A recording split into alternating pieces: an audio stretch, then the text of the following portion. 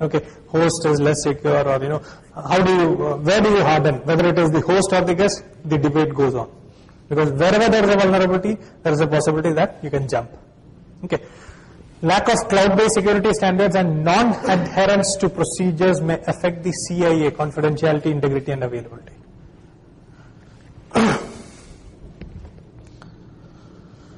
Now, privacy, confidentiality, another major concern in cloud.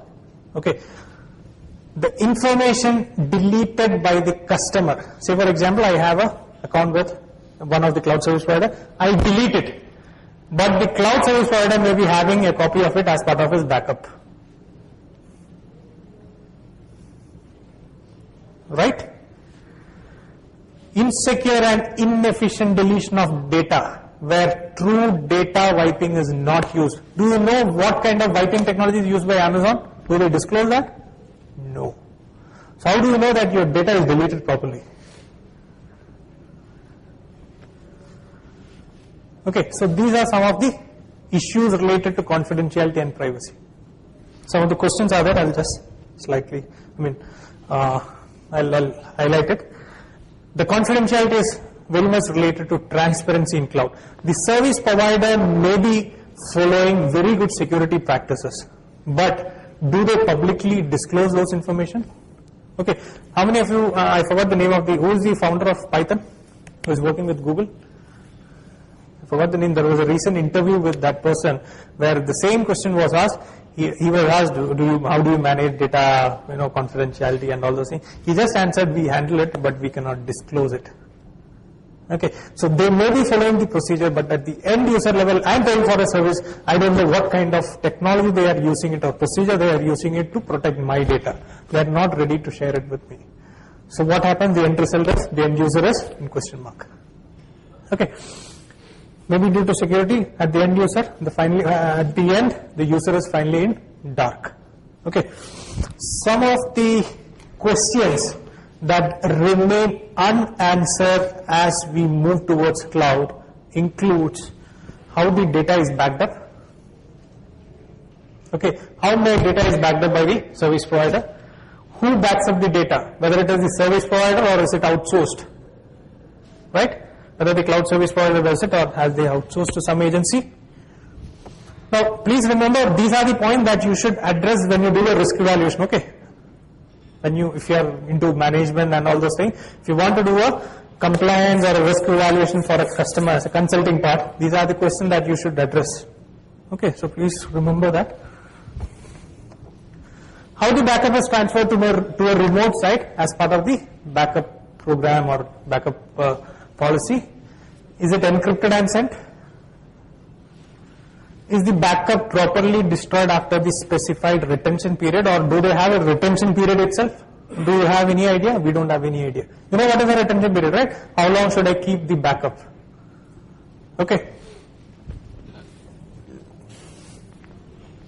Or is it lying somewhere in the disk? What kind of data wiping technologies? The list is big.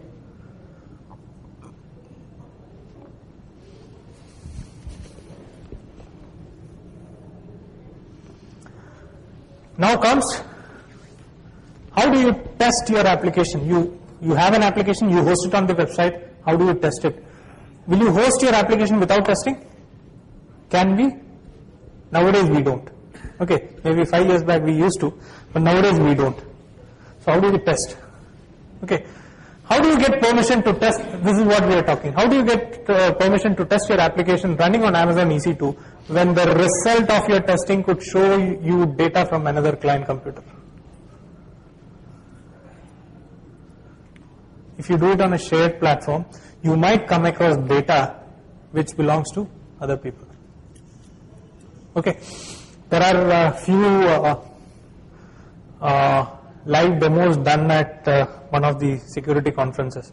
I don't remember the name, but it's there on the internet. They did a live testing and they were able to get some information. Now, how many of you know about black holing? What is black hole?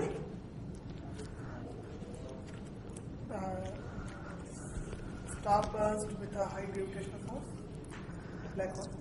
Okay, you're talking from that. Sky perspective. Okay. That reminds me of something else. Yeah, once I was talking about cloud security and I was talking about all these concepts, and one astrologer was sitting there. He started, relating. Yeah, this is there in our ancient sciences. So he was trying to something similar to that happened. Anyway, what is black hole from a network perspective? Coming access, you don't have access or nothing is visible. Your information is not visible. Okay. Okay. You route. Okay. Any other this thing? You? Okay. So black hole is it's a combination of all these things. In the sense that incoming traffic is silently discarded. You don't get even an error message. Okay. This is the concept of the this thing behind. So in cloud, if you do an unauthorized VAPT, there is a high probability that you could become black hole. Your data, you will never know where it is going. Okay. Pun. You might even get kicked off. Kicked off where I was, yes. There was a talk on unified identity management. So there also how can you prevent yourself from getting kicked off?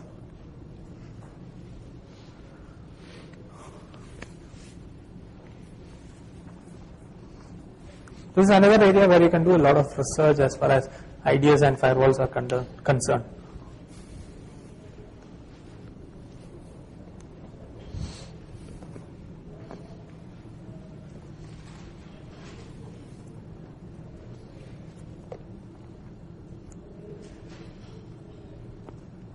It's there and I have clearly written it's in Wikipedia, so just write and wiki search. No? You need smart learning now. That's why I always give from where I copied it. I mean, it makes your life easy. Yeah, I mean, I don't mind. I mean, this is not, I told you it's not something I created on my own. It's all the research or reading that we do. Okay. Another very interesting. Anybody from QA QC here? Regression testing, unit testing? Okay. In cloud, how do you track version? Especially when it is SaaS. How do you know what is the version number of Google search engine that is currently running? Is there a way we can find out? Have you ever thought of it? Which version of Google search engine technology they are using today? Was it the same as yesterday? Do you have a release note for Google search engine? No. Something similar. Okay. How do you track versions in cloud? How do you do regression testing? How do you know the version of the search engine Google is currently running on? I just quoted an example.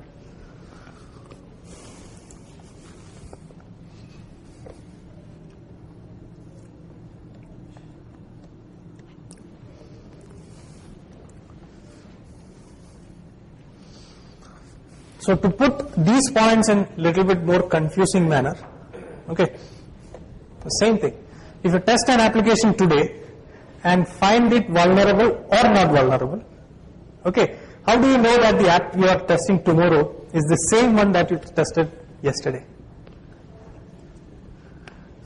You're talking about in terms of SaaS. Because the other I know because I am the one who is creating the software. I'm talking about SaaS. The most commonly used in cloud is SaaS generally. Okay, so this is another major concern.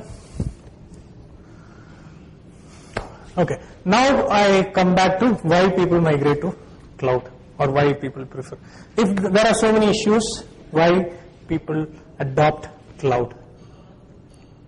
Okay, and this is the normal. This should have been in the beginning, but it's okay, perfectly fine. Management by in-flight magazines.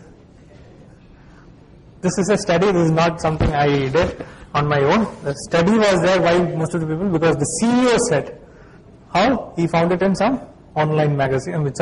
In-flight magazine. Okay. Management version, something new and promising. So let's try out and the geek version, that is the techie crowd. It's really cool, and there is nobody to put a break on these two when these two people join.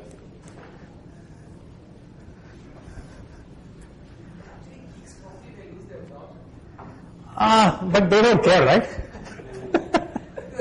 See, writing a virus. True. True. But if I'm the one who is leading, there is a probability of I getting a promotion also.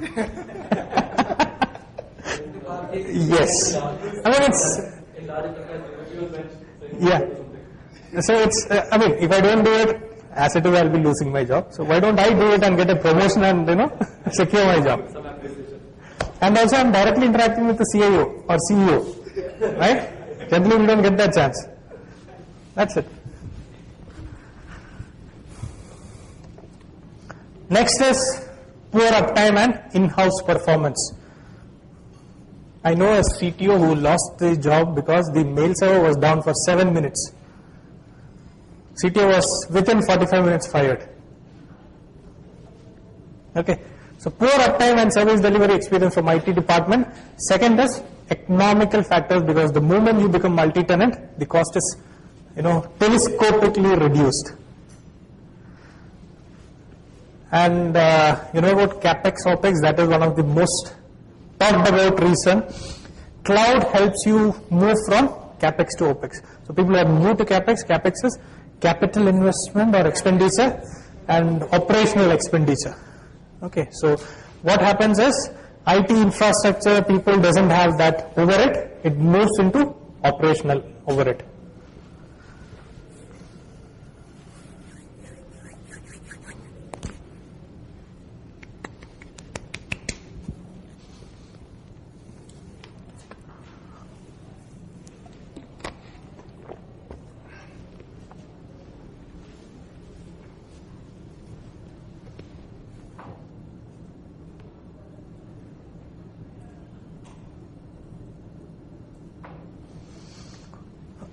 Then again, the variable subscription model, which is nothing but the elasticity aspect, this has played a major role in going cloud also. Go green concept.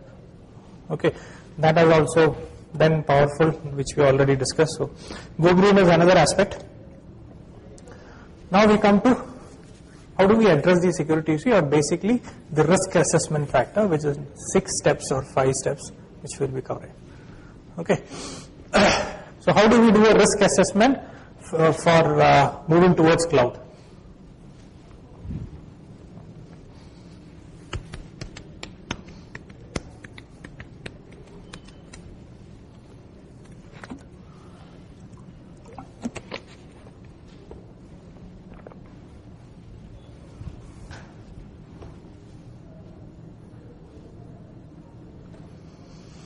So the first thing is to adopt a risk-based approach. So what is a risk-based approach?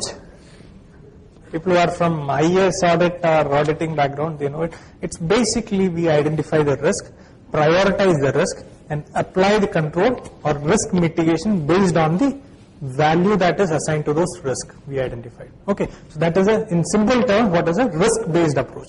Okay, so the same approach we have to, or is recommended for a risk assessment when we move towards cloud.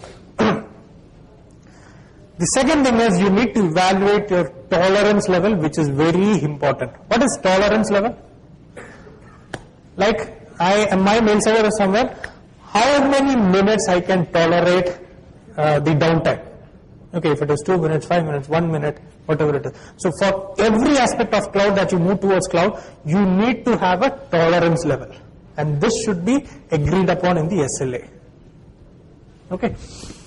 Have a framework, and that framework is what we'll be covering in the coming up slides.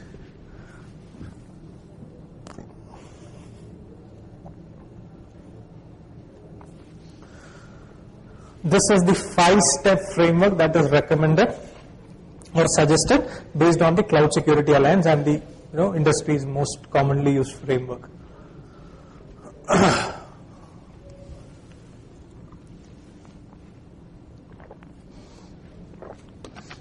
First one is identify what you are moving towards the cloud. You should have a clear understanding what you are moving towards the cloud.